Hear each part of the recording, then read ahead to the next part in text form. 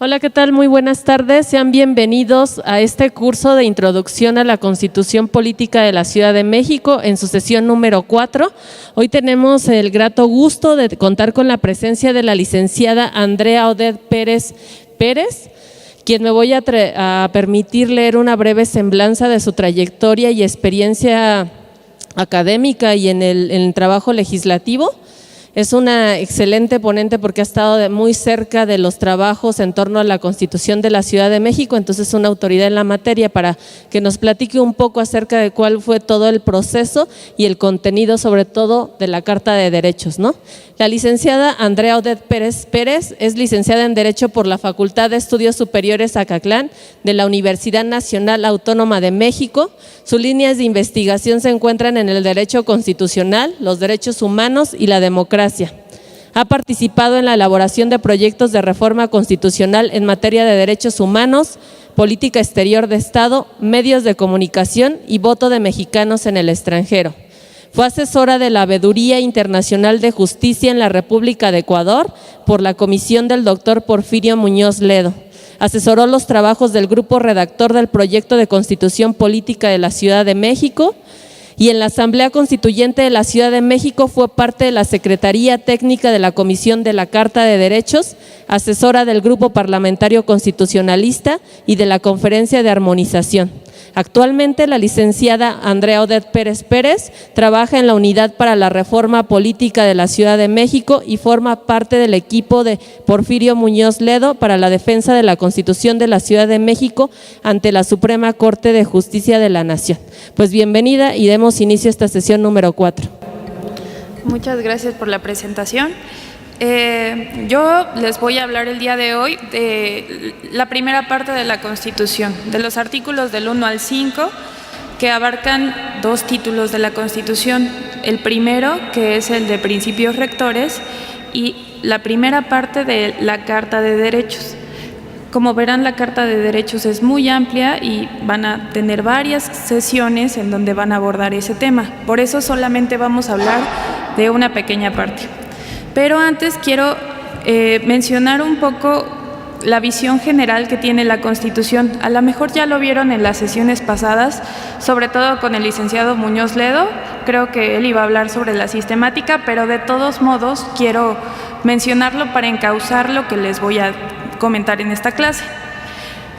Las principales características que tiene la Constitución de la Ciudad de México es que tiene una nueva sistemática constitucional. Esto quiere decir que es una constitución que no se parece a las demás constituciones. Cuando el grupo redactor, que fue fundamentalmente quien construyó la Constitución de la ciudad, bueno, el proyecto que después reformó un poco, que se cambió en sus contenidos algo en la Asamblea Constituyente, pero en realidad la estructura y la mayoría de los contenidos vienen originalmente del proyecto. Cuando el grupo redactor se planteó qué clase de constitución iban a hacer, no tenían mucha idea ni de qué contenidos, tenían muy claro lo que querían, pero no sabían darle estructura. Fue algo que se fue construyendo desde cero. Entonces, el camino más fácil hubiera sido el que toman todas las entidades federativas, de repetir los contenidos que tiene la Constitución Federal. La mayoría de las constituciones en nuestro país hacen eso, son casi copias a calca de la Constitución Federal. Pero bueno, la Ciudad de México tiene muchas particularidades, su población es la que tiene mayor nivel de ciudadanía y merecía una cosa distinta, que se adaptara a sus requerimientos y a la movilidad social que la ha caracterizado. Entonces, se inspiró en muchas cosas, ¿no? Se inspiró en otro tipo de constituciones, como la Constitución de la Ciudad Autónoma de Buenos Aires, que tiene un régimen más o menos parecido al de la Ciudad de México y que plantea una visión distinta de los derechos humanos. Y bueno, van a notar que los derechos humanos son la columna vertebral de todo el texto constitucional. La Constitución está plagada desde principio a fin de una visión en pro de la dignidad de las personas. Y bueno, también se enfocó en la Carta Mundial por el Derecho a la Ciudad, que es, a lo mejor muchos, creo que ustedes como funcionarios deben haber escuchado de esa carta, porque es un compromiso que adquirió la Ciudad de México en 2010, lo adquirió con las organizaciones de la sociedad civil, con los movimientos urbanos populares, para garantizar lo que se llama el derecho a la ciudad, que después les voy a platicar un poco de qué es. Y la Carta de los Derechos Humanos Emergentes, creo que aquí no la mencioné, pero bueno, es una visión distinta, o sea, se estructura toda la Constitución con en función de garantizar el bienestar de las personas. Esa es la idea. Y todo esto se hizo para superar un poco la visión tradicional que tenemos muchos abogados. Sé que no todos ustedes lo son, pero muchos me van a entender. Hay una visión muy clásica para nosotros de qué es una Constitución, que tiene una parte dogmática y una parte orgánica, y esa parte dogmática es la que trae todos los derechos y la parte orgánica tiene las instituciones y cada una va por separado, ¿no? No tienen mucho que ver la una con la otra. Pues la Constitución de la Ciudad de México no es así. Todo tiene que ver con derechos y todas las instituciones están dirigidas a hacer cumplir esos derechos. Bueno, en ello tienen varios conceptos transversales que ya la Ciudad de México había adquirido desde antes, como la perspectiva de igualdad y no discriminación, la perspectiva de género, intergeneracionalidad e interculturalidad. Gracias. Y bueno, en general el proyecto se integra, la Constitución se integra por 8 títulos. Uno de ellos, el primero es disposiciones generales, que es lo que veremos aquí como principios rectores. El segundo es Carta de Derechos. El tercero es desarrollo sustentable. Después viene de la ciudadanía y el ejercicio democrático. Después viene esta parte orgánica de la organización de los poderes, de las alcaldías, de los pueblos originarios. Y aquí me quiero detener tantito porque es importante decir por qué los derechos de los pueblos están en la parte de organización del poder. Muchas veces podría pensarse que son derechos y deberían estar en la Carta de Derechos, pero nosotros no lo vemos así. El grupo redactor llegó a la conclusión de que si eran sujetos colectivos de derechos, debían colocarse en un lugar que atendiera más a la naturaleza de un orden de gobierno. Es por ello que se encuentran en la parte orgánica y no la dogmática. Bueno, el sexto título es el del buen gobierno y la buena administración.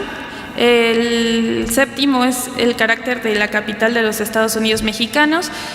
Tiene que ver con la relación entre los poderes federales y la ciudad. Y el último es sobre la estabilidad constitucional, que implica cómo se reforma la Constitución, cómo se adiciona, en fin. Todos estos títulos vamos a ver en esta sesión un poco de todos ellos, porque los principios generales son los que dirigen un poco cómo se estructura la Constitución, así que de todos ellos vamos a ver. Aquí empieza y se traduce en tal título, en fin. Bueno, ya verán, todo está interrelacionado. La Constitución tiene 71 artículos y tiene 39 disposiciones transitorias. Es una Constitución un poco extensa, la van a ver. Es muy complicado que en tan poco tiempo se pueda explicar tantísima información. Podríamos pasar aquí muchas horas hablando de los contenidos de la Constitución, pero pues estamos muy limitados, así que si tienen dudas o quieren que se profundice un poco en algún tema, pues con todo gusto me pueden decir. Bueno, empezamos con los principios rectores. Primero hay que ver qué es una Constitución. Todos tenemos alguna idea de Constitución y hay muchísimos conceptos, desde jurídicos, políticos, filosóficos, desde el sociológico hasta de todos los autores. Cada quien tiene un concepto de Constitución, pero vamos a concentrarnos aquí en el concepto gramatical. Una constitución, según la Real Academia Española, es la ley fundamental de un Estado con rango superior al resto de las leyes, que define el régimen de los derechos y libertades de los ciudadanos y delimita los poderes e instituciones de la organización política. Me quiero quedar con la primera parte que dice ley fundamental. ¿Por qué es fundamental? ¿Qué hace fundamental a una constitución? Una constitución no es un reglamento, no es una ley de ordenamiento territorial, no es un código penal. Los contenidos que tiene una constitución tienen una especificidad que los hace estar ahí. En mi opinión, lo que define a estos contenidos es el objetivo que están buscando asegurar. El objetivo es garantizar el cumplimiento de las aspiraciones de la sociedad. Ese objetivo delinea un contenido específico que tiene que ver con las decisiones políticas fundamentales. En derecho, las decisiones políticas fundamentales se entienden como las grandes conclusiones políticas a las que ha llegado la humanidad en su historia. Es decir, por ejemplo, la democracia. La democracia pasaron siglos de civilización y de historia y de guerras para que se adoptara como un régimen político. Esa es una decisión política fundamental. Y así hay varias, ¿no? Los derechos humanos son una decisión política fundamental, la soberanía popular lo es, el federalismo, la división de poderes, en fin. Entonces, estas decisiones políticas fundamentales son las que garantizan el cumplimiento de esas aspiraciones. Ello se traduce muchas veces como el contrato, el pacto social que se establece entre los gobernados y los gobernantes o entre los ciudadanos y los poderes públicos. Ahora, ¿cómo se refleja esto en la Constitución de la Ciudad de México? Hay dos partes en las que lo vemos reflejado, es el preámbulo que tiene y el capítulo de principios. Quiero hablar un poco del preámbulo porque no quedó previsto en alguna de las sesiones de este curso, pero es muy importante porque es un pequeño texto que ojalá puedan leerlo con detenimiento porque es muy bonito, o bueno, nos parece muy bonito, y trata de hacer una síntesis tanto de la historia como de lo que de lo que fuimos, de lo que somos ahora y de lo que queremos ser. Habla desde el principio de la Ciudad de México, desde los aztecas, pasando por el virreinato y hasta el terremoto del 85, en fin, tiene muchas reminiscencias históricas y da identidad. Y la cuestión es que esto es muy importante porque ese texto le da sentido a la interpretación de la Constitución. Se puede interpretar sistémicamente toda la Constitución a partir de ese preámbulo. En fin, después tenemos el capítulo de los principios. Es el título primero, se llama Disposiciones Generales. En el proyecto original era Principios Constitucionales y la razón de que se denomine así es la naturaleza de sus contenidos. La mayoría de ellos están vinculados con el artículo 122 constitucional de la Constitución Federal que define a la Constitución de la Ciudad de México, bueno, a la Ciudad de México en general. El artículo primero tiene varias disposiciones, voy a enunciarlas de acuerdo a sus numerales. En el primer numeral se establece la naturaleza jurídica de la Constitución, de la ciudad, es decir, ¿qué es la Ciudad de México dentro del Estado Nacional, de México? Es una entidad parte de la Federación, es la sede de los poderes y además es la capital de la República. Esa es su naturaleza. El numeral 2 del artículo primero establece uno de los principios fundamentales de cualquier constitución en Occidente, que es la soberanía reside esencial y originariamente en el pueblo. La base de esta disposición tiene que ver con los artículos 39 y 41 de la Constitución Federal. El artículo 41 establece que el pueblo es soberano y que ejerce sus poderes a través de los poderes federales y de las entidades federativas. Pero en la Constitución de la Ciudad de México vamos más allá de ello. No solamente se ejerce a través de los poderes, también hay mecanismos de ejercicio directo de la ciudadanía para ejercer la soberanía. O sea, hay mecanismos de democracia directa y participativa y representativa, y ustedes van a estudiarlos más adelante. Y bueno, la soberanía tiene una finalidad, siempre es para preservar, ampliar, proteger y garantizar los derechos humanos y el desarrollo progresivo de la sociedad. La soberanía no se podría utilizar para, digamos, establecer una dictadura o para perseguir a migrantes, no sé. La soberanía tiene que estar utilizada para garantizar el bien común, esa es la idea. Bueno, el siguiente numeral habla sobre las definiciones de cómo se organiza el gobierno. Y estas se adopta una forma de gobierno republicana, se establece el régimen político democrático, se organiza a partir de una división de poderes en 3 poderes que también se comparten con algunos organismos autónomos. Se ratifica la secularización del Estado, es decir, el Estado laico.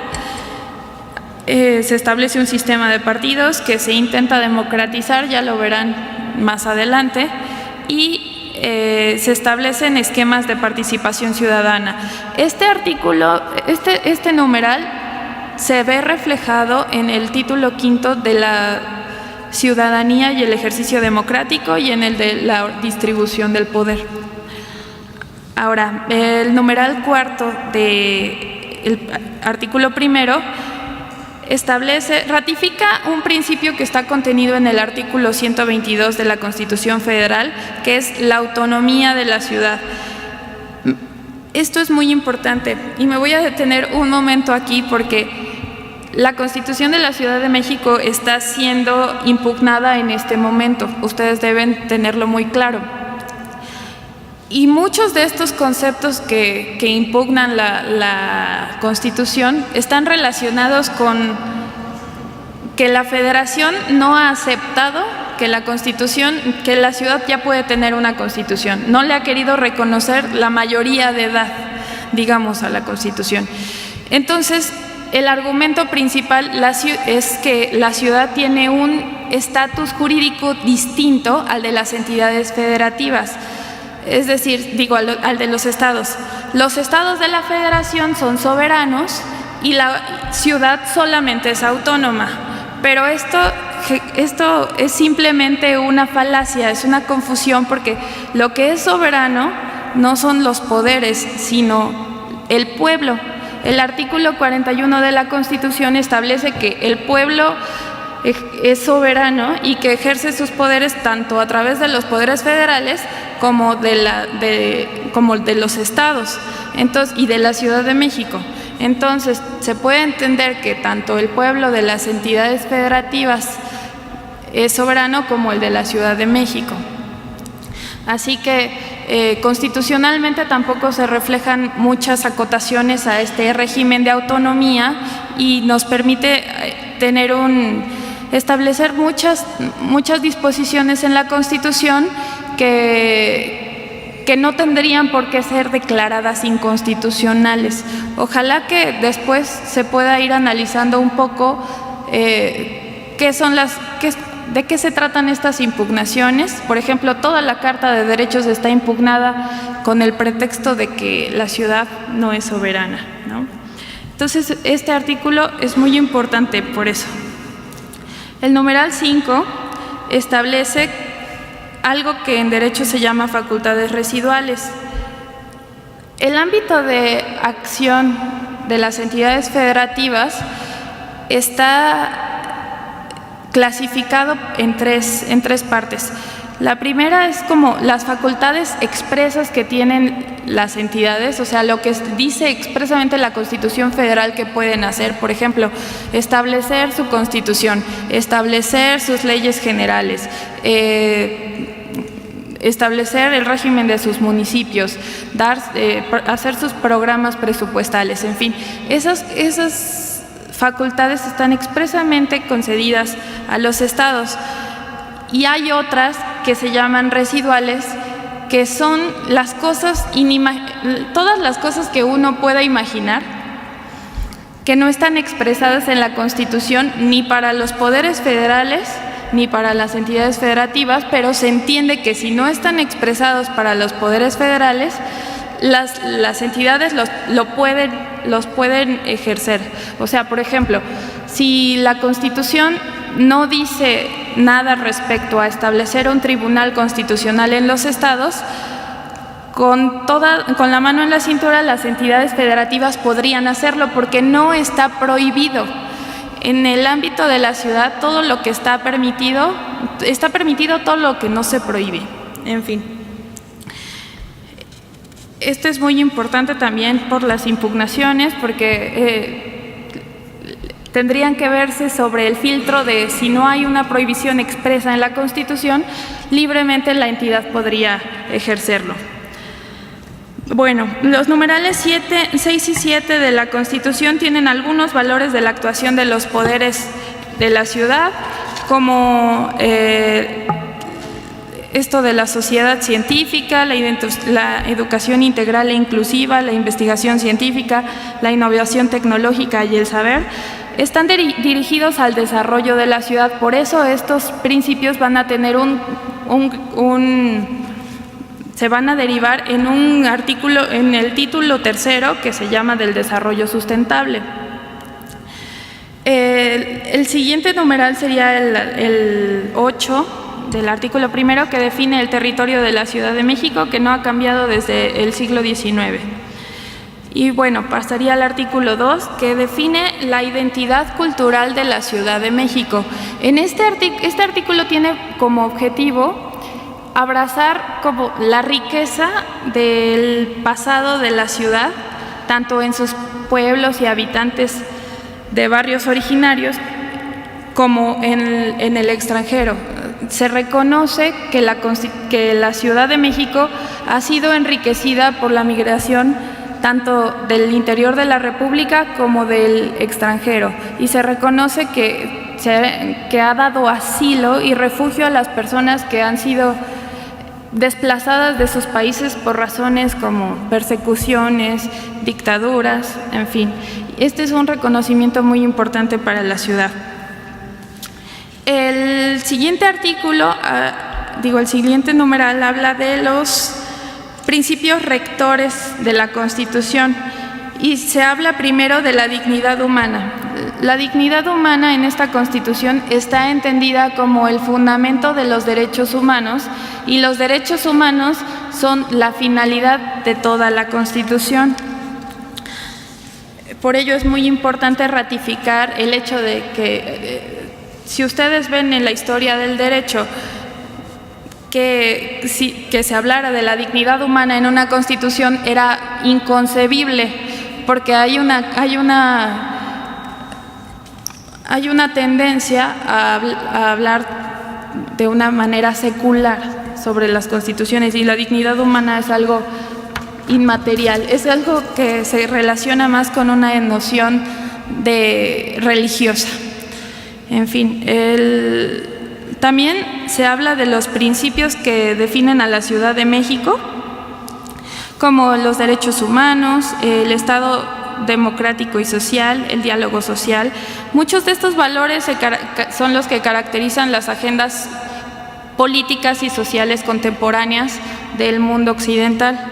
Está el desarrollo económico sustentable con visión metropolitana, la justa distribución del ingreso, la dignificación del trabajo y el salario, la erradicación de la pobreza, el respeto a la propiedad privada, la igualdad sustantiva, la no discriminación, la inclusión, accesibilidad, el diseño universal, la preservación del equilibrio ecológico, en fin, también los regímenes de propiedad. Después se habla de la función pública. Se definen principios de la función pública que todos hemos visto en nuestros cursos que imparte la Escuela de Administración, que son la ética, la austeridad, la rendición de cuentas, la transparencia, la racionalidad del ejercicio público, la participación ciudadana, el control de la gestión y la evaluación de los resultados. Y por último, se define un principio que es muy importante en la visión de la Constitución, que es la función social de la ciudad. Este es un principio que está vinculado al derecho a la ciudad y tiene que ver con que la ciudad esté orientada a satisfacer las necesidades de sus habitantes. En un momento les voy a hablar de esta visión del derecho a la ciudad porque es transversal a la Constitución y se puede encontrar en todos los títulos que la integran. Y por último, para cerrar con la parte de los principios, se establecen otros principios para el ejercicio del poder: la democracia directa, representativa y participativa, y como ya les había dicho, tal vez sea momento de definir de qué se trata esto. La democracia directa, hay mecanismos que se establecen en esta Constitución para que la sociedad pueda hacer gestión directa de algunas cosas, como por ejemplo participar en la legislación a través de iniciativas populares, aprobar las reformas o las leyes que se establezcan, las reformas constitucionales a partir de referéndum, plebiscito, también revocar el mandato a los gobernantes, en fin. Y la democracia participativa, pues creo que todos sabemos perfectamente de la existencia de ejercicios como el presupuesto participativo, de las delegaciones, en fin, la idea es ir ampliando estas cosas, pero no solamente son esos mecanismos, también en todos los sistemas que se crean en esta Constitución, tanto el sistema de planeación como el sistema integral de derechos humanos, se establecen algunos mecanismos de participación ciudadana que permiten la inclusión de las personas en la gestión, evaluación y ejecución de las políticas públicas. Ya después se verá con mucho detenimiento en el capítulo de desarrollo sustentable. El principio de subsidiariedad del que establece este numeral 3 del artículo 3º es un principio del federalismo, no tiene que ver con la acepción que tenemos muchos en derecho de que si uno debe dinero, una persona subsidiaria, el Estado subsidia a la persona para que pueda pagar sus deudas. No se trata de eso. Esto es el principio de subsidiariedad en el federalismo se entiende como que las autoridades que están más cerca de la población tengan la posibilidad de resolver los problemas. Es decir, si hay, por ejemplo, un bache en una calle, pues no sería nada razonable que venga el gobierno federal a tratar de taparlo, ¿no? Eso le toca a la autoridad más próxima, no le toca ni siquiera a la autoridad local, sino a la de las alcaldías. Esto pasa para todas las cosas. El ejemplo que les doy es muy simple, pero también debe haber decisiones políticas que pueda tomar libremente la alcaldía. Y el principio de subsidiariedad en esta Constitución implica un poco que si el gobierno de la Ciudad de México no tiene por qué meterse a resolver algo, lo podría hacer libremente la alcaldía, lo que esté más cerca del territorio y que pueda resolver el problema. Este está vinculado al siguiente principio que hay, que es el de proximidad gubernamental, que justo implica que haya una relación entre los gobernantes y los ciudadanos, que tengan espacios para efectivamente hablar con ellos e interpelarlos, audiencias públicas, en fin, este es un principio que tendría que verse reflejado en el diseño de las instituciones y de las políticas públicas. Y es muy importante que ustedes lo tengan en cuenta para cuando ejecuten sus funciones. Y por último tenemos el derecho a la buena administración. Este derecho a la buena administración tiene todo un título en donde habla de las obligaciones que tenemos los servidores públicos y es un nuevo derecho. Es importante mencionar que esto nunca se había concebido como un derecho porque a los funcionarios, a la burocracia, no nos gusta mucho ser controlados por la ciudadanía, pero este derecho a la buena administración tiene que ver con que la existencia de las instituciones está dirigida a la solución de los problemas de las personas y, por tanto, tenemos que rendir cuentas y hacer las cosas eficientemente.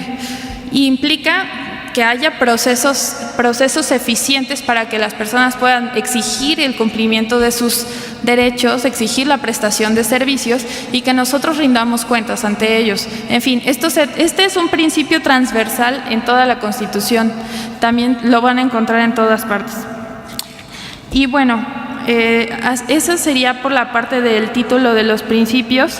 Es un título pequeño, solamente tiene 3 artículos, pero van a ver cómo se refleja a lo largo de toda la Constitución.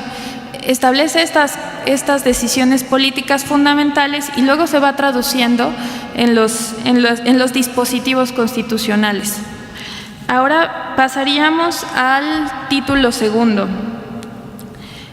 la Carta de Derechos. Hasta aquí me gustaría saber si hay preguntas o algún comentario, algo que se quiera profundizar. ¿Nada? Bueno, ok, entonces pasamos al título segundo de Carta de Derechos.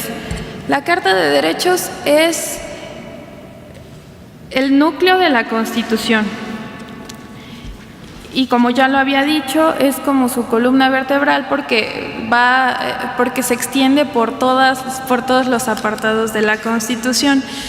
Esta Carta de Derechos es muy distinta a la de la Constitución Federal y hay que leerla con mucho detenimiento porque establece principios que no se encuentran en nuestro derecho nacional, que vienen de fuente internacional, que están en la convencionalidad, en los tratados, en las resoluciones de la Corte Interamericana de Derechos Humanos, de las comisiones, de los comités de Derechos Humanos de Naciones Unidas, en fin. Y también del ejercicio de la Ciudad de México. Van a ver cómo se construyó. La Carta de Derechos, cuando se construyó, se establecieron criterios para saber qué derechos sí y qué derechos no. Había personas que decían, pongamos todos los derechos que hay en la Constitución Federal.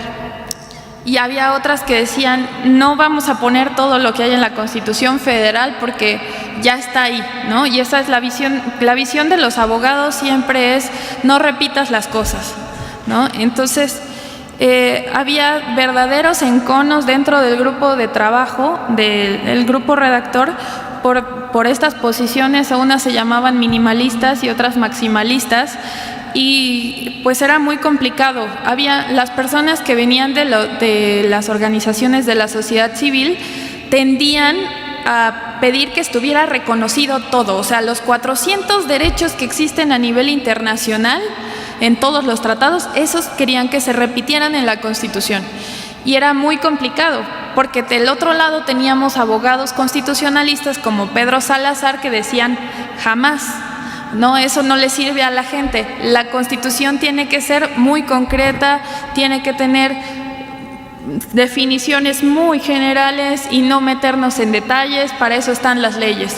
Y entonces pues era muy complicado. Entonces este problema se planteó varias veces en las discusiones del grupo redactor y se llegó a una solución que creemos que es muy buena, era una combinación de todo ese tipo de cosas. Y estos criterios fueron propuestos por la doctora Clara Hussisman. A lo mejor ella les va a contar cuando le toque dar sus sesiones, pero de todos modos yo necesito decírselos. El primero fue ratificar el reconocimiento de todos los derechos contenidos en la Constitución de la República y en los instrumentos internacionales.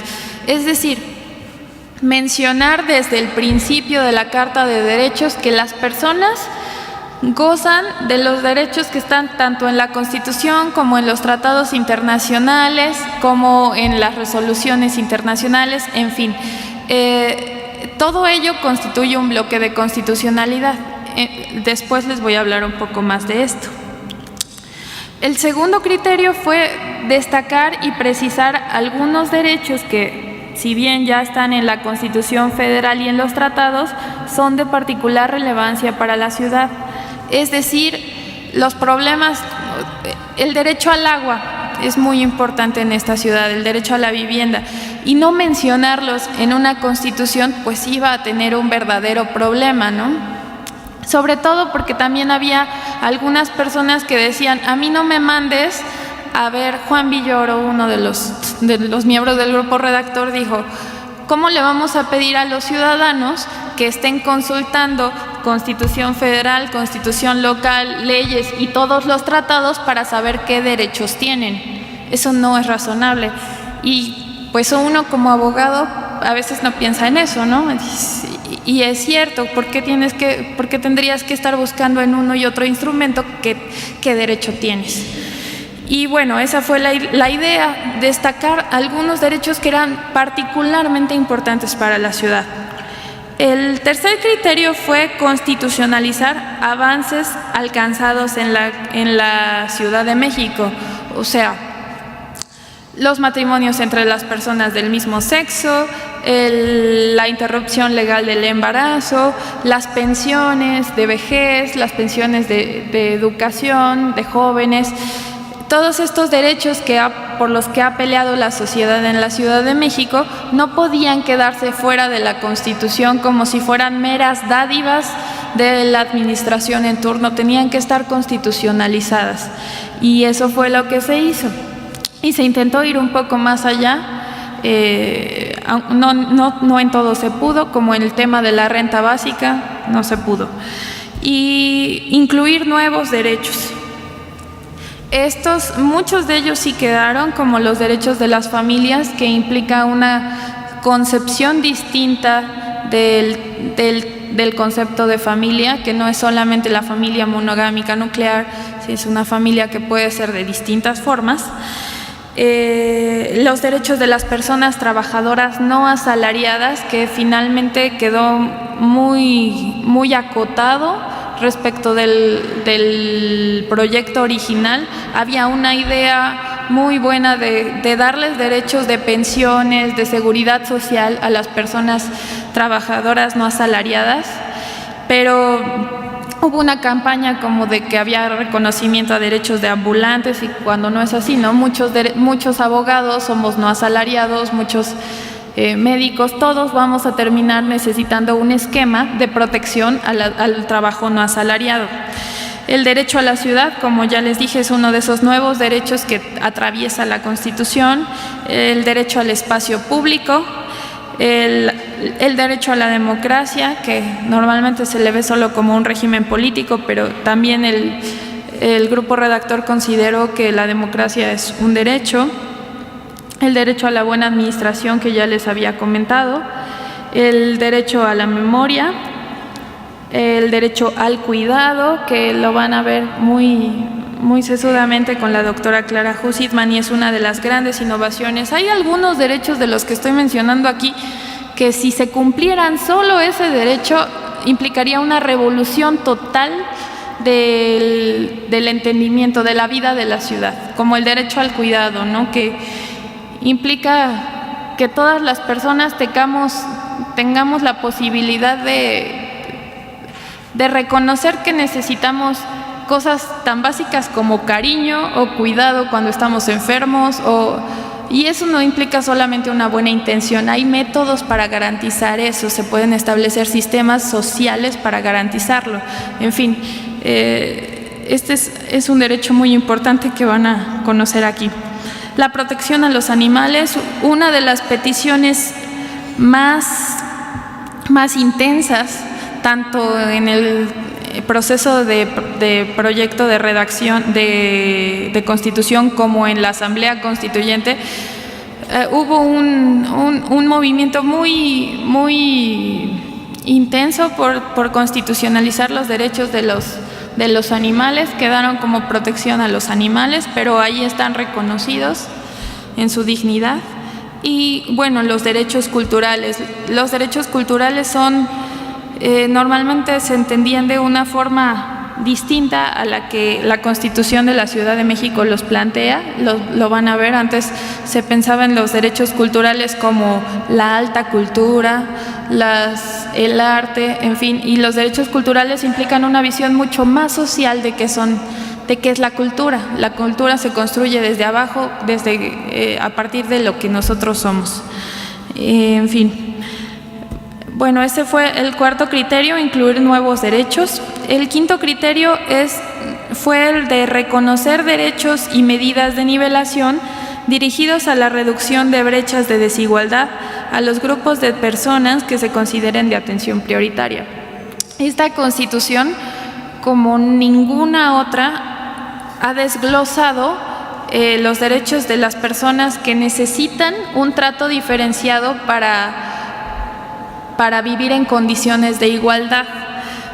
Hay derechos para niños, niñas y adolescentes, personas jóvenes, personas mayores, personas con discapacidad, población lésbico, gay, bisexual, transexual e intersexual, personas migrantes y sujetas de protección internacional, víctimas, poblaciones en situación de calle, personas privadas de la libertad, personas que residen en instituciones de asistencia social, personas afromexicanas, afrodescendientes y de origen indígena.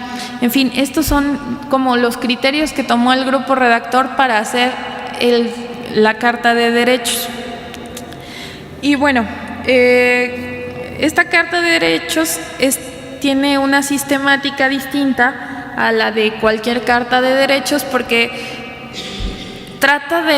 está basada en la Carta Mundial, en la Carta de la Ciudad de México por el Derecho a la Ciudad y en la Carta Mundial de la Ciudad de México por el Derecho a la Ciudad, que al conjuntar tanto la visión de los derechos humanos desde el concepto de persona con el de la ciudad, pues da una idea de qué ciudad de derechos queremos. Y bueno, esto también supera la clasificación tradicional de los derechos en derechos de primera y segunda generación o derechos civiles y políticos y derechos económicos, sociales y culturales, que es una clasificación que a muchos nos hace ruido porque implicaría que hay derechos de primera y derechos de segunda y que si hay que es más importante el derecho a la libertad de expresión que el derecho a comer, ¿no? A la alimentación adecuada o a la vivienda, y no es así. La idea de esta Carta de Derechos es darle una estructura y decir, efectivamente, todos los derechos son necesarios para asegurar la dignidad de las personas, no hay derechos más importantes que otros, y se construyó de una manera en que se pretende dignificar estos derechos en el contexto urbano. Voy a definir qué es el derecho a la ciudad, que es el que nos da estructura.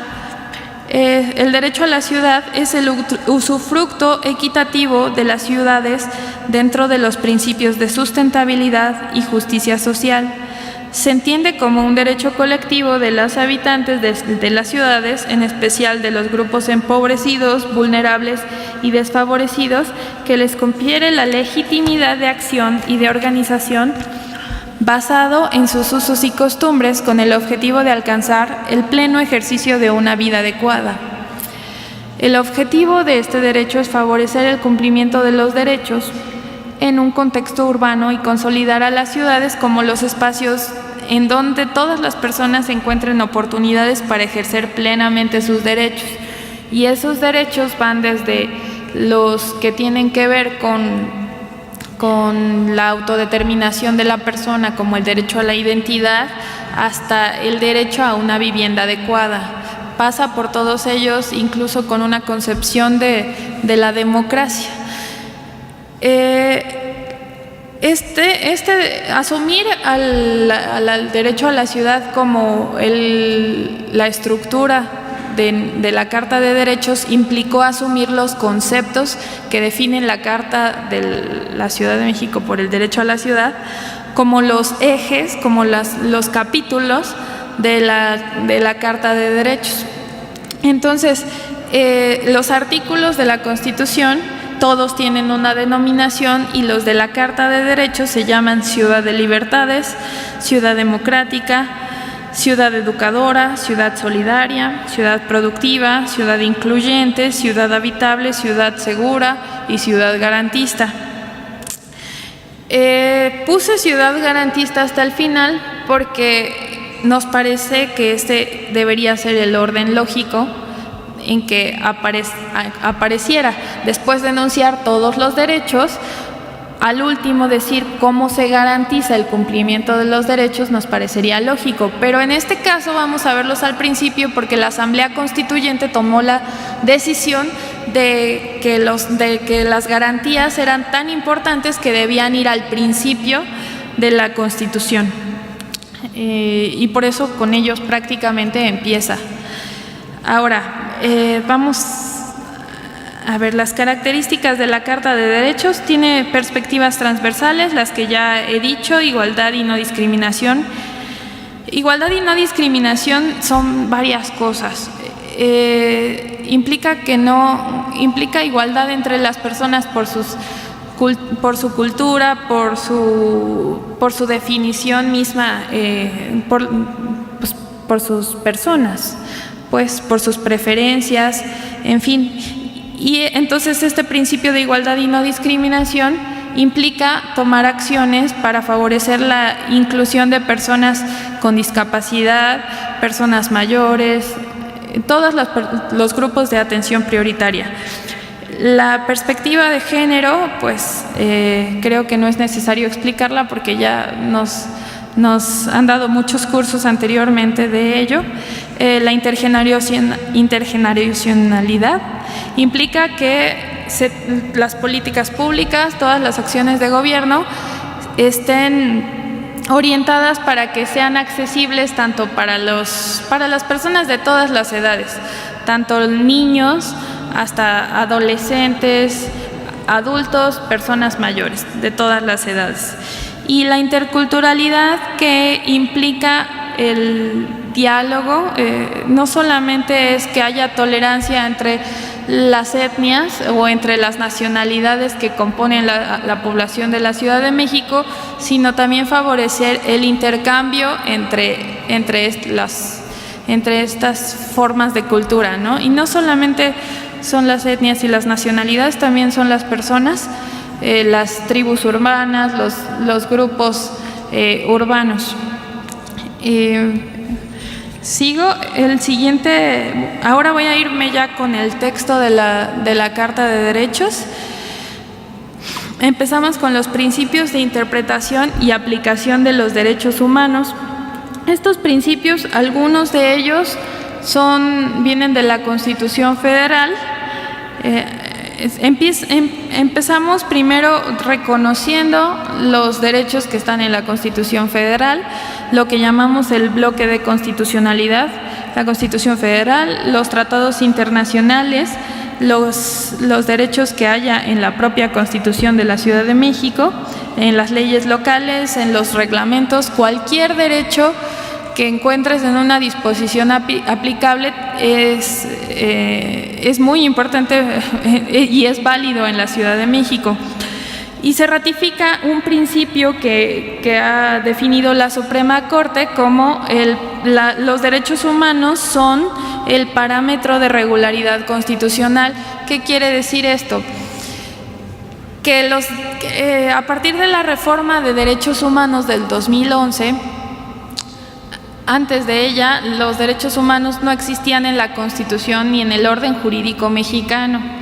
Entonces, a partir de esa reforma, se ponen en el centro de la Constitución, ¿no? En el primer artículo se declara qué son los derechos humanos y que tienen validez en toda la Constitución, y eso empieza a generar una serie de modificaciones en el entendimiento del derecho del orden jurídico nacional.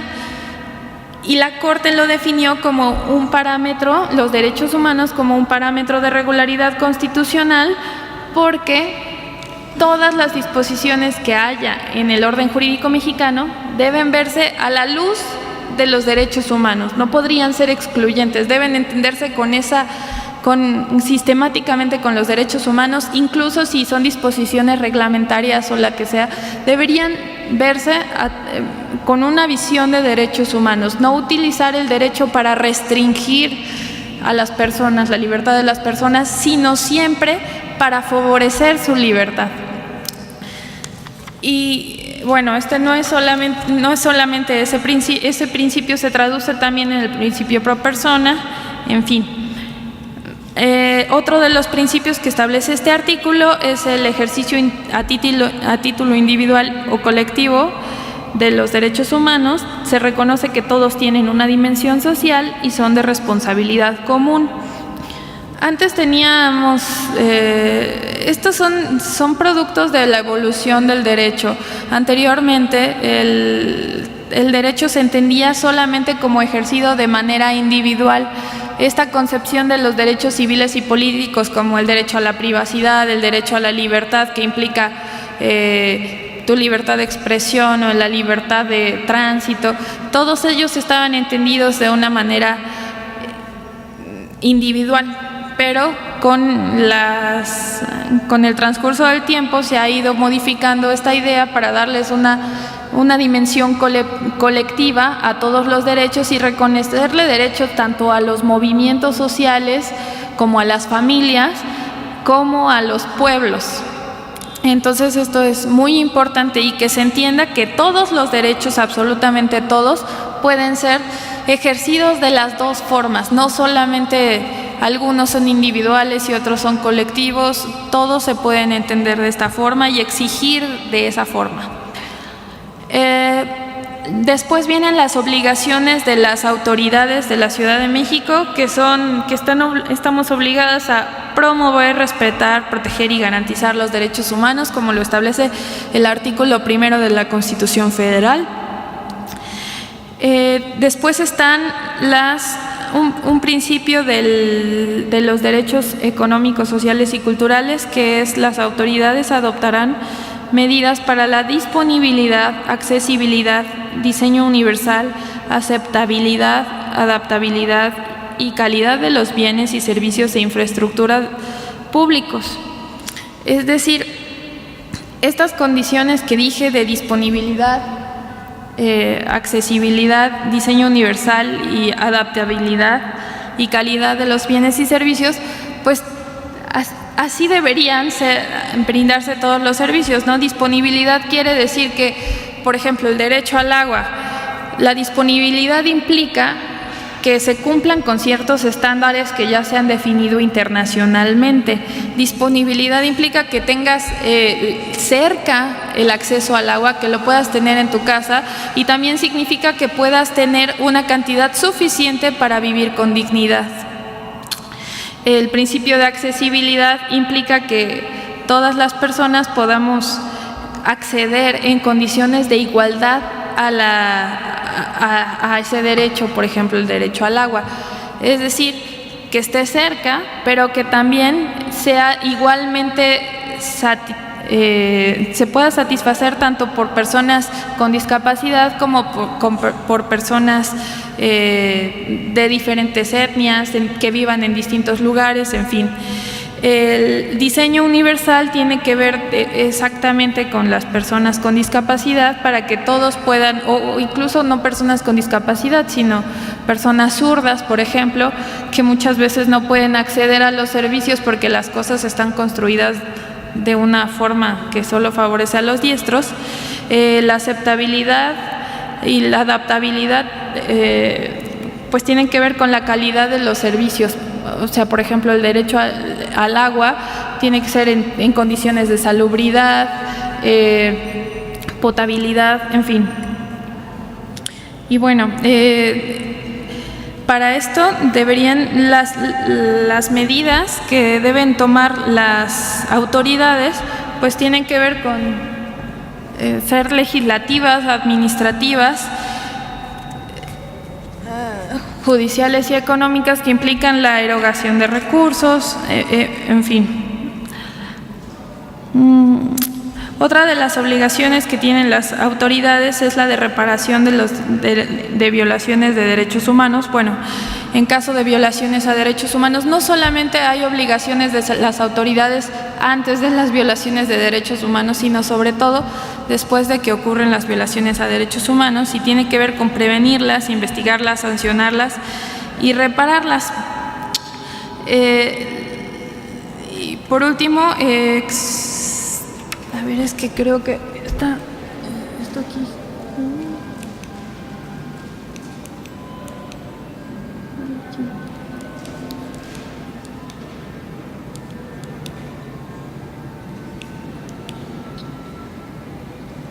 Aquí están.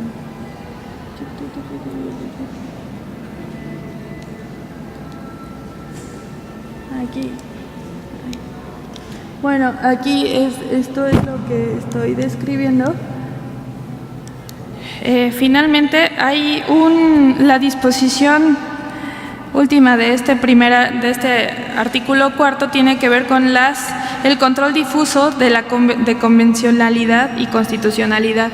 Este es una obligación de las autoridades judiciales para aplicar directamente las disposiciones contenidas en la Constitución y en los tratados internacionales. Es decir, si ustedes tienen un juicio de divorcio, de lo que sea, no solamente tienen el derecho interno para decir, para reclamar sus peticiones, también pueden utilizar las convenciones internacionales.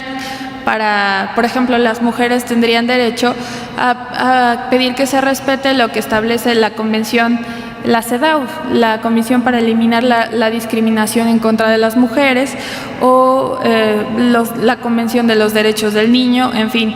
Y no solamente eso, también la Convención de Palermo, que tiene que ver con delincuencia transnacional, en fin. Todas ese tipo de disposiciones son de aplicación directa en la Ciudad de México, y al reconocer la vigencia de dichas disposiciones, la Constitución mandata a que los jueces dejen de aplicar las disposiciones locales que pudieran ser contrarias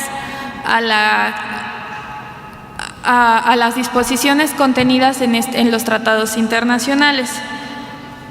Después el apartado B de los principios rectores de los derechos humanos de este artículo cuarto, pues ratifica muchos principios que ya están contenidos en la Constitución Federal, como la universalidad, que implica que todos gozamos de los derechos sin ninguna restricción por ejemplo, una persona extranjera que venga a la ciudad, pues tiene la misma potestad para exigir el cumplimiento de algunos derechos, de casi todos, no de vivienda, pero sí muchos derechos, para exigirlos en condiciones de igualdad que las otras personas. No solamente tiene que ver con los grupos de atención prioritaria, sino con todas las personas en general.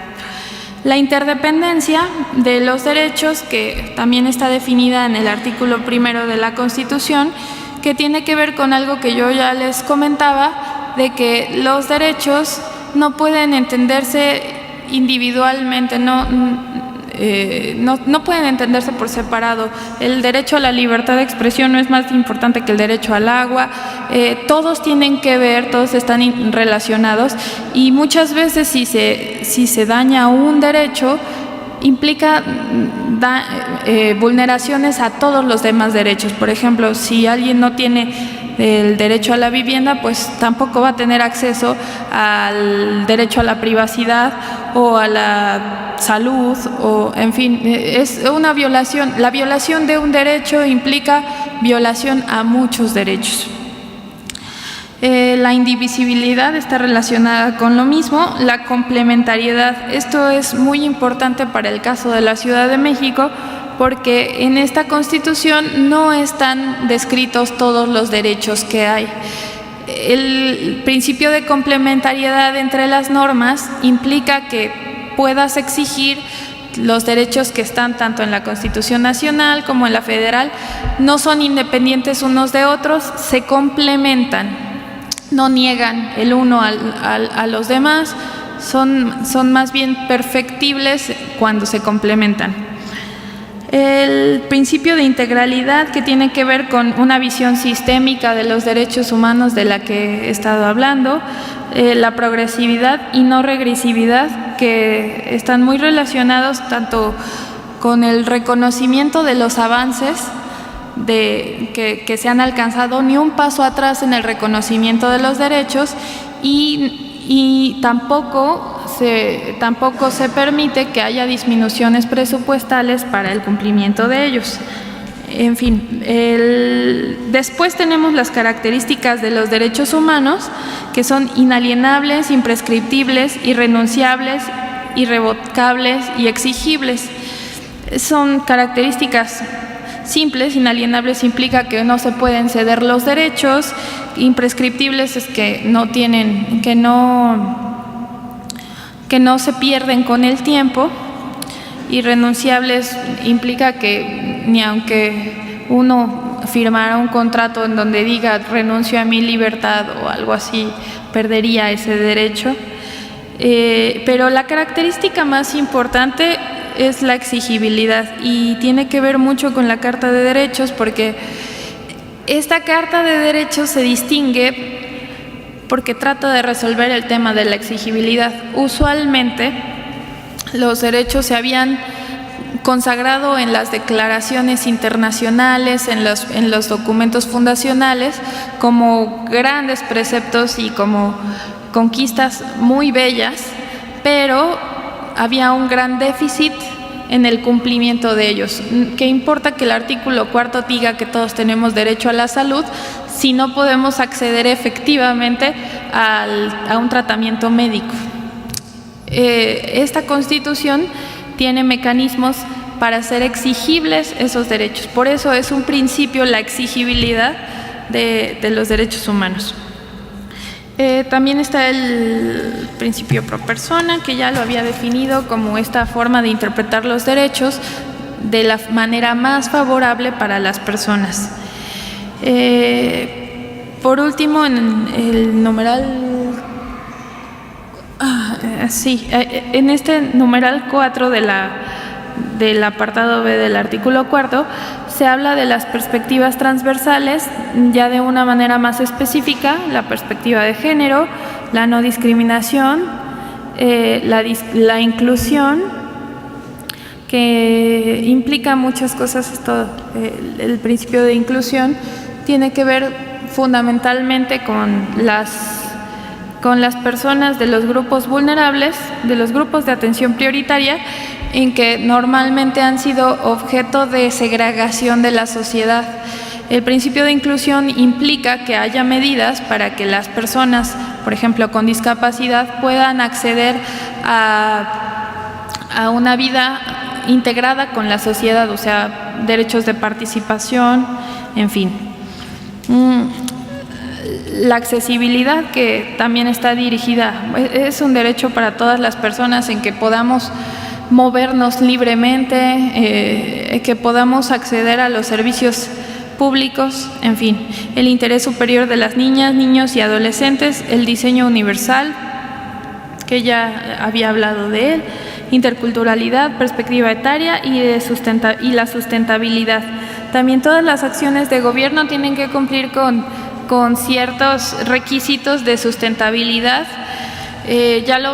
Se explicará mucho más en el título 3, pero la sustentabilidad está, como todos sabemos, está dirigida a procurar la preservación de los recursos que tenemos para vivir como humanidad y garantizarlo a las generaciones futuras. El apartado C del artículo relativo a los principios rectores habla de la igualdad y no discriminación y habla del concepto de igualdad sustantiva. Voy a leer el texto de este artículo. La Ciudad de México garantiza la igualdad sustantiva entre todas las personas sin distinción por cualquiera de las condiciones de diversidad humana. Las autoridades adoptarán medidas de nivelación, inclusión y acción afirmativa. Este concepto de la igualdad sustantiva implica que la igualdad no se quede en el reconocimiento de la igualdad legal, es decir, que todos somos iguales ante la ley, sino que se tomen medidas efectivas para que las personas puedan vivir en condiciones iguales, tanto económicas, sociales y políticas. Estas medidas se llaman medidas de nivelación, inclusión y acción afirmativa y tienen que ver con tratos diferenciados que hace la administración pública para las personas. Por ejemplo, a veces lo tradicional del derecho, las posiciones más tradicionales del derecho sostienen que si somos iguales, ¿por qué va a haber más derechos para las mujeres que para los hombres? Eso podría verse desde alguna óptica como un trato discriminatorio, pero no es así. La igualdad sustantiva quiere decir, si hay condiciones estructurales que implican, que producen una desigualdad, o sea, por ejemplo, la desigualdad que hay entre hombres y mujeres no es intencionada o no notoriamente, no toda es intencional, sino muchas veces tiene que ver con la forma en que está construido nuestro sistema jurídico o nuestro sistema económico. Y las mujeres somos víctimas de una violencia soterrada que muchas veces no se ve. Entonces, lo que hay que hacer son medidas de nivelación. Por eso existen vagones del metro que están dedicados solo para las mujeres o convocatorias de trabajo que están dirigidas totalmente para las mujeres, en fin, para superar esas condiciones estructurales que no son intencionadas. Por ejemplo, hay muchas veces que en los concursos para ingresar a la función pública se abren para hombres y para mujeres, pero no se presentan mujeres, y eso no es como intencionado de que que solo se esté convocando a hombres, no, tiene que ver con una serie de filtros que han provocado una segregación de facto de las mujeres. En fin, entonces estas medidas tratan son medidas temporales, no son cosas, no siempre va a haber vagones para las mujeres. Se entiende que cuando se superen las condiciones que han originado la exclusión de las personas, se van a quitar esas medidas. Después está este apartado C, tiene todas las categorías que se llaman sospechosas desde la visión de los derechos humanos, que son susceptibles de discriminación, ¿no? Por ejemplo, voy a leer el texto del artículo. Dice: se prohíbe toda forma de discriminación formal o de facto que atente contra la dignidad humana o tenga por objeto o resultado la negación, exclusión, distinción, menoscabo, impedimento o restricción de los derechos de las personas, grupos o comunidades, motivada por origen étnico, nacional, apariencia física, color de piel, lengua, género, discapacidades, condición social, situación migratoria, condiciones de salud, embarazo, religión, opiniones, preferencia sexual, orientación sexual, identidad de género, embarazo, opiniones, preferencia sexual, orientación sexual, identidad de género. Ya volví a empezar. También se prohíbe la xenofobia, la segregación racial, el antisemitismo, la islamofobia, la discriminación racial y otras formas conexas. Todos los que leí se llaman categorías sospechosas porque normalmente estas condiciones son las que provocan algún tipo de discriminación en el trato de las personas. ¿Les parece si hacemos una pausa de unos 10 minutos y regresamos? Bueno, voy a continuar parada porque no estoy viendo las láminas y es importante enfatizar algunas de esas cosas, ¿no? Bueno, este tema ya se los dije, hablé de las medidas de nivelación, de inclusión, de acción afirmativa, que ustedes ya conocen, ha habido cursos sobre eso, de la discriminación negativa. ¿Qué significa discriminación negativa? Implica que la discriminación puede ser positiva o negativa, y la negativa implica que haya una negación de derechos, ya sea porque uno quiere negarlos o porque las condiciones estructurales así lo condicionan, ¿no? La negación de ajustes razonables, creo que no he mencionado qué significan los ajustes razonables, pero eso es algo muy importante para las políticas públicas, para la acción de la administración. Los ajustes razonables son pequeñas modificaciones que no tienen que implicar costos descomunales para asegurar el cumplimiento de los derechos. Es decir, por ejemplo, las personas con discapacidad motriz.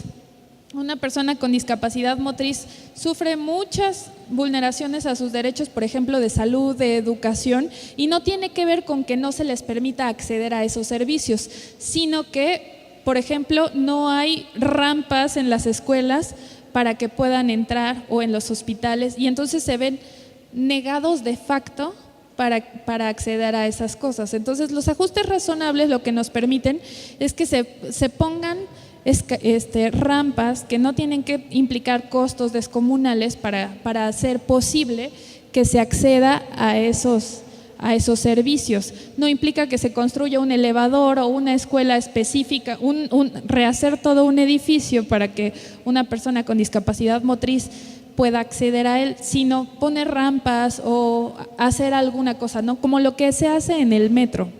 Esos son los ajustes razonables.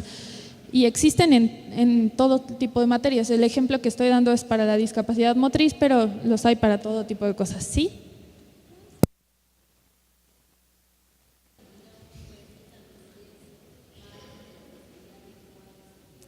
Claro, qué bueno que me lo pregunta.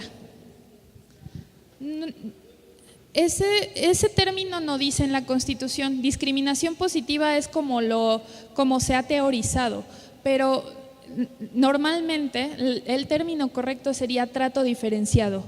La discriminación positiva implica un trato diferenciado para que las personas sí puedan incluirse en los servicios. Por ejemplo, un trato diferenciado es darle preferencia en el aeropuerto a las personas con discapacidad, o a las personas que tienen niños, o a las personas mayores, en fin, esos son los tratos diferenciados, pero no son los que impliquen la negación de un derecho, sino al contrario, que se hagan adecuaciones en el trato para que todos efectivamente puedan ejercer sus derechos. Eso sería. Bueno, ahora voy a ir a la parte más importante de la ponencia, que es el artículo 5 de la Constitución, que se llama ciudad garantista.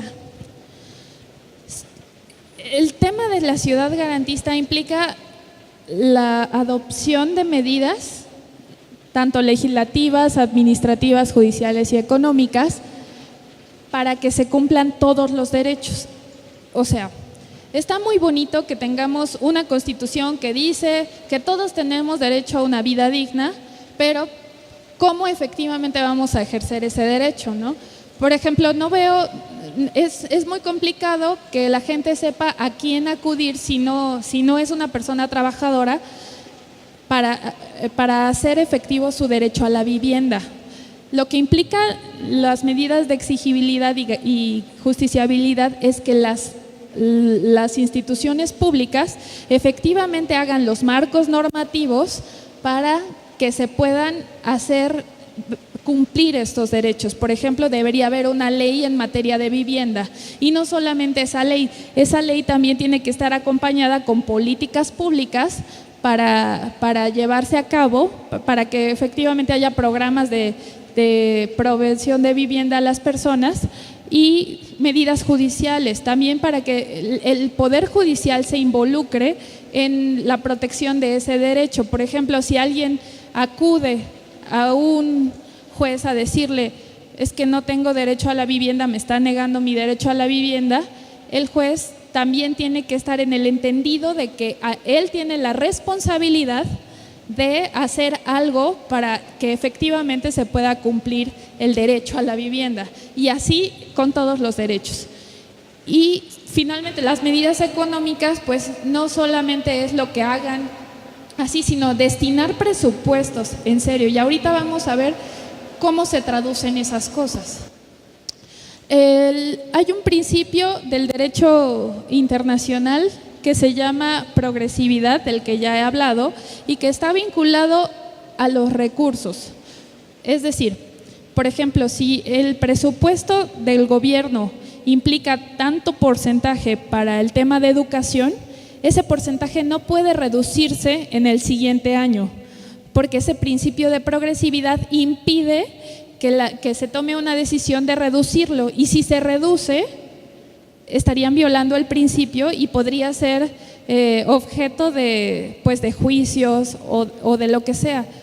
Hay algunos casos extremos en el que sí se permite que se hagan reducción de esos presupuestos, pero son extremos que tienen que estar plenamente justificados. Es muy difícil hacer esa reducción a los presupuestos, y además nunca, según esta Constitución, consagra el principio de que por ningún motivo, aunque se hagan esas reducciones presupuestales, puedes desatender los niveles básicos de cumplimiento.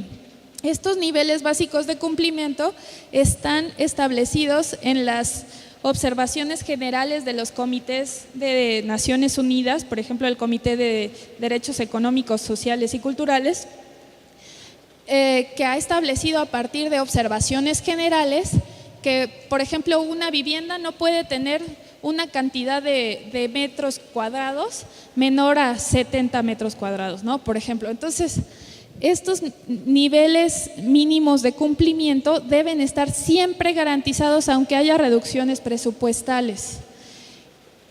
Si se dan cuenta, si viéramos a la luz de los tratados internacionales todos los derechos como los tenemos, hiciéramos un diagnóstico de cómo están los derechos, pues estaríamos totalmente en incumplimiento. Ese es el problema. Entonces, hay muchos mecanismos en esta Constitución para que efectivamente se cumplan. Bueno, este es el principio de progresividad en cuanto al presupuesto. Ahora, aquí está. La primera parte de los mecanismos de exigibilidad está vinculada a algo que me preguntaban hace un momento en el descanso, con el Programa de Derechos Humanos de la Ciudad de México. Todos conocemos el Programa de Derechos Humanos, seguramente todos hemos estado en las reuniones de los espacios de participación con la sociedad civil y vemos que ese Programa de Derechos Humanos no es efectivo, no ha servido para muchas cosas. Entonces, el asunto con la Constitución, en esta Constitución se le trata de dar un giro al Programa de Derechos Humanos, porque hasta ahora ha llevado una agenda separada de las demás acciones de gobierno. Aquí, en la Constitución de la Ciudad de México, se vincula al sistema de planeación de la ciudad. Es decir,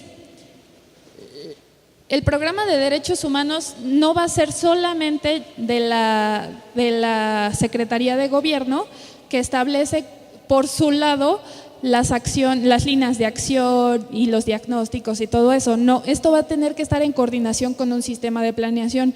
El sistema de planeación es el que va a definir todas las políticas públicas de la ciudad. Lo van a ver en la tercera unidad y van a desarrollar muy ampliamente cómo funciona este sistema. Pero en principio lo que es más importante es que este programa de derechos humanos va a estar adscrito a ese sistema y va a tener un sistema de indicadores. Es decir, va a haber un análisis real de en qué estado de cosas está el cumplimiento de los derechos. Y se va a trazar como un sistema de indicadores que va a servir de base para la programación del presupuesto anual a través de metas anuales de presupuesto progresivo y de niveles. Estas metas anuales, o sea, cada año se debe presupuestar un avance en cada rubro de los derechos. Y ese avance tiene que estar, no solamente es como el nivel de la inflación o proporcional al presupuesto, no, tiene que estar dirigido a metas de cumplimiento. O sea, por ejemplo, uno de los ejemplos más claros de la progresividad está en el derecho a la pensión de vejez. Primero se empezó con las personas de 70 años, que fue una meta, y ya que se cubrió el total de las personas con 70 años, se bajó a 69 y así ha estado. Hay metas anuales para garantizar a la población. Eso tiene que pasar en todos los rubros. Esas son las metas anuales y esas metas están vinculadas tanto a los niveles esenciales de los derechos humanos, como les había platicado, de estos estándares internacionales, y a lo que ya ha alcanzado la Constitución de las condiciones de la Ciudad de México. Por ejemplo, si los estándares internacionales establecen cosas que ya se han logrado en la Ciudad de México, que ya se han superado, pues no se van a quedar ahí, ni se van a reducir para ajustarse a los estándares internacionales. La idea es que siempre se vayan extendiendo la protección a los derechos. Eso. En cuanto al programa de derechos humanos, se va a establecer hay principios, hay un sistema de derechos humanos completo, y este implica ciertos principios para esta progresividad, como que la hacienda pública debe estar orientada al cumplimiento efectivo de los derechos. O sea, cuando se haga un presupuesto, lo primero que debe pensarse es cómo vamos a cumplir los derechos, no cuánto nos vamos a gastar en infraestructura o en salarios o cómo va a crecer la administración pública. No, lo primero que hay que ver es el cumplimiento de los derechos.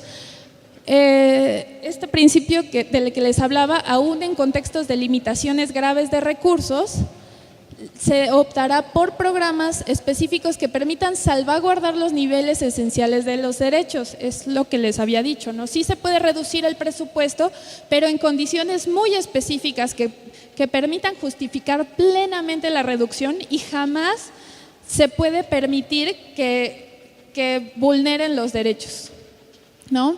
Y todas las medidas que se adopten van a estar ajustadas a los principios del diseño universal y los ajustes razonables.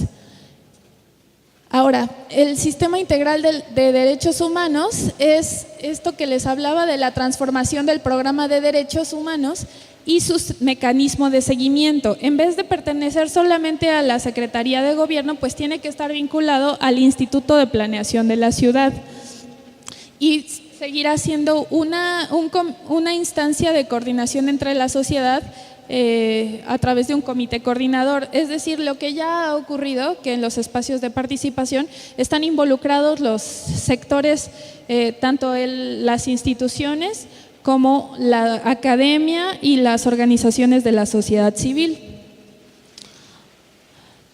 Ahora, esto es muy importante, muy importante. Este derecho es el derecho a que se cumplan los derechos. Lo voy a leer. Toda persona, grupo o comunidad podrá denunciar la violación de los derechos individuales y colectivos reconocidos en esta Constitución mediante vías judiciales y administrativas para su exigibilidad y justiciabilidad. ¿Qué implica exigibilidad y justiciabilidad? Pues ya lo dije, que haya instituciones que permitan el cumplimiento de los derechos y la justiciabilidad está dirigida a que los jueces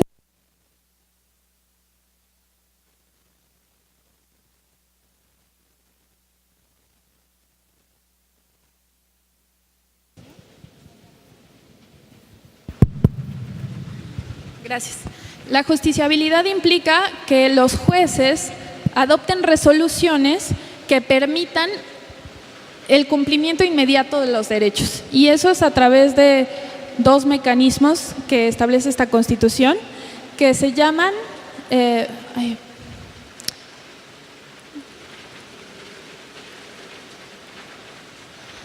acción de protección efectiva de derechos y juicio de restitución obligatoria de los derechos humanos. Los voy a explicar. Estos están desarrollados en la parte correspondiente a distribución del poder en la parte del Poder Judicial. La acción de protección efectiva la van a encontrar en el artículo 36, apartado B, numeral 3. Esta acción, les voy a platicar cómo funciona. La acción implica que cualquier persona que siente que ha sido vulnerada en un derecho, acuda a un juez de tutela, que se van a establecer en las demarcaciones territoriales, en las alcaldías, acuda al juez y le platique su historia, que le diga, me están violando el derecho porque me pasó esto y esto y esto, no tengo acceso a mis medicamentos. Va a poder hablar con el juez o va a poder presentar un escrito, no importa, no necesita ninguna formalidad, solamente con que se lo exprese al juez, y el juez va a analizar el caso con el principio de suplencia de la deficiencia de la queja. Esto significa que no importa cómo hayas hecho la petición, no importa que sea cualquier persona que no sepa hablar, incluso puede ser personas sordas o como sea, cualquier persona puede ir sin saber siquiera qué es lo que está pidiendo, y el juez tiene que integrar todo un expediente, investigar el caso y decir en 10 días qué pasa con ese derecho y dictar medidas para que se cumplan. Él dirá si se viola o no, pero si se viola ese derecho, tiene que establecer medidas de cumplimiento. O sea, decir, por ejemplo, ordenar al Instituto del Seguro Social que le dé el medicamento a la persona. Eso es una innovación en nuestro sistema jurídico. Los que sepan algo de derecho, que se hayan enfrentado a la justicia, sabrán del juicio de amparo. El juicio de amparo fue una gran innovación en el derecho mexicano y es un mecanismo de exigibilidad que implica que justo cuando una persona siente que están vulnerados sus derechos, va al juez y le interpone una demanda. Pero el problema con el juicio de amparo es que es muy complicado, tiene requisitos legales muy complejos que lo hacen inaccesible. Solo las personas que tienen recursos económicos pueden hacer un buen amparo y ponerlo ante los jueces para que les favorezca y les reconozca su derecho.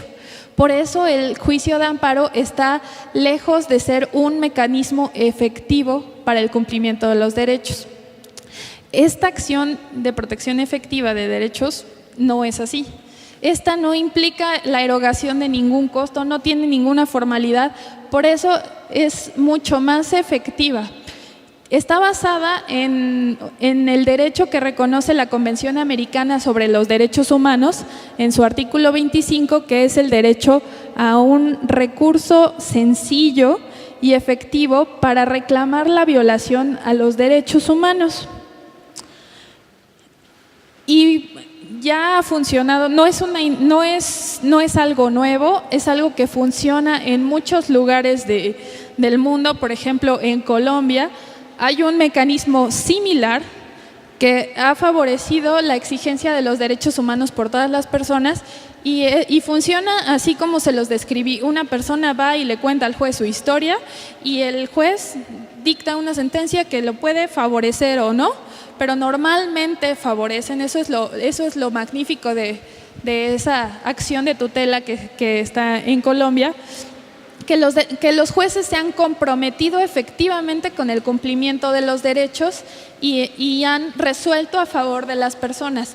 Y eso implica muchas cosas. Implica que la administración pública tiene que actuar de maneras distintas. Ya no se puede estar pretextando la falta de requisitos o las cantidades inmensas de documentación que se solicitan para el ejercicio de los trámites. Ya no lo va a permitir. La administración pública va a tener que cambiar y por otra parte también compromete al Poder Legislativo a establecer modos más sencillos para cumplir para garantizar el cumplimiento de los derechos. Bueno, voy a decir más o menos las características de este derecho. El objetivo es para reclamar y garantizar el cumplimiento de los derechos que se consideran violados y son los derechos que están previstos en la Constitución de la ciudad. Los requisitos, no tiene mayores requisitos, puede ser oral o escrito. El principio es de suplencia de la deficiencia de la queja, que el juez tiene la obligación de integrar un expediente efectivamente para resolver, sin que la persona que lo fue a interponer tenga que probar nada. Y la resolución es en un plazo no mayor a 10 días y será de inmediato cumplimiento. Esto es muy importante. El juicio de amparo, del que les he estado hablando, tarda en resolverse, si alguien tiene suerte, 15 días o mucho más. Puede tardarse un año en resolverse, meses en resolverse, y no necesariamente va a salir beneficiando a la persona porque tiene unos requisitos de análisis bastante estrictos. Ese es por una parte el juicio de la acción de protección efectiva de derechos y por otra parte tenemos el juicio de restitución obligatoria de los derechos humanos. Este juicio es muy importante y es una gran innovación en nuestro sistema jurídico porque está vinculado a la Comisión de Derechos Humanos. Hay dos métodos de protección de los derechos humanos para reparar las violaciones de derechos humanos. Uno es jurisdiccional y el otro es no jurisdiccional. El jurisdiccional es ante el Poder Judicial, como estoy hablando de la acción de protección efectiva, eso lo resuelve un juez. Pero hay uno no jurisdiccional que tiene que ver con la Comisión de Derechos Humanos. Muchas veces hemos escuchado que las comisiones de derechos humanos no sirven o se les califica como elefantes blancos que no tienen dientes. Bueno, pues este juicio de protección efectiva de derechos está posibilitando el cumplimiento de las resoluciones que emita la Comisión de Derechos Humanos. Es decir, si la Comisión de Derechos Humanos investiga una violación, comprueba que se violó un derecho, emite una recomendación que dice tiene que resarcirse ese derecho y la autoridad lo acepta, pero no cumple con lo que dice la resolución, entonces la Comisión de Derechos Humanos puede ir ante el Poder Judicial con el expediente que ella misma integró y decir, repárame esta violación. Ya la comprobé, ya me la aceptó la autoridad, ¿por qué no se cumple? Entonces eso implica que la Comisión de Derechos Humanos ya no va a estar sin dientes, va a tener un método para poder hacer efectivas las resoluciones que ha emitido. Y bueno, las características la interpone la Comisión de Derechos Humanos. Esto es muy importante y lo diferencia de la acción de la que les acabo de hablar, porque a diferencia de la otra, lo interpone la Comisión de Derechos Humanos, no la persona, no el ofendido. Lo interpone la comisión porque a la comisión es la ofendida, es a la que no le están haciendo caso. Entonces es la comisión la que va acompañando también a la víctima. La causa es muy específica, es el incumplimiento de las recomendaciones que ya estaban aceptadas. La resolución es igual en un plazo no mayor a 10 días y los efectos son dictar medidas de ejecución inmediata de la recomendación que emitió la comisión.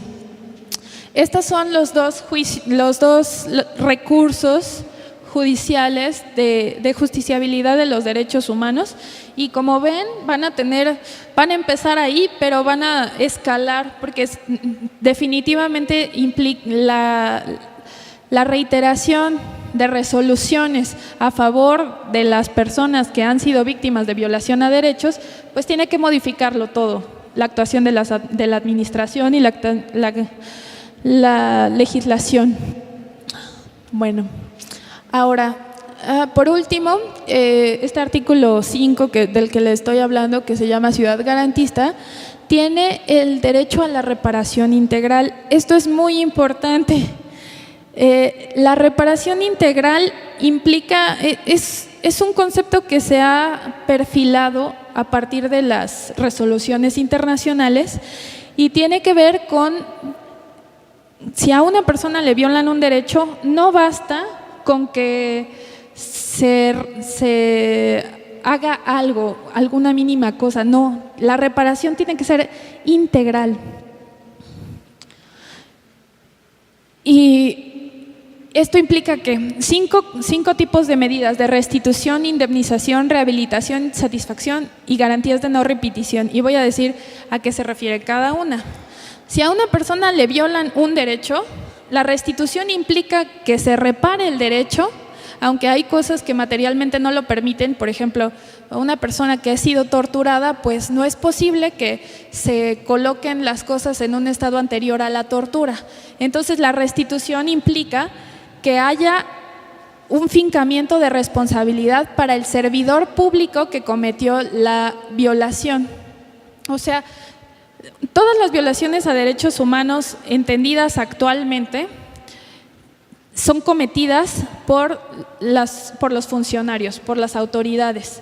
Entonces, si una autoridad viola un derecho, la restitución implica que esa autoridad que cometió el derecho vaya a la cárcel o sea responsabilizado de alguna forma, ¿no? Puede ser que la responsabilidad vaya a trabajo comunitario o una multa, en fin.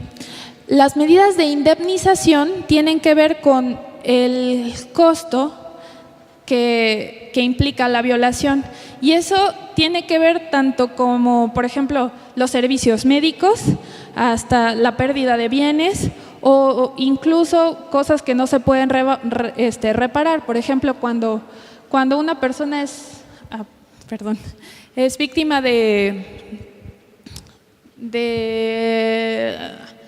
una desaparición forzada, pues una indemnización implica lo que la persona su familia sufrió por la desaparición.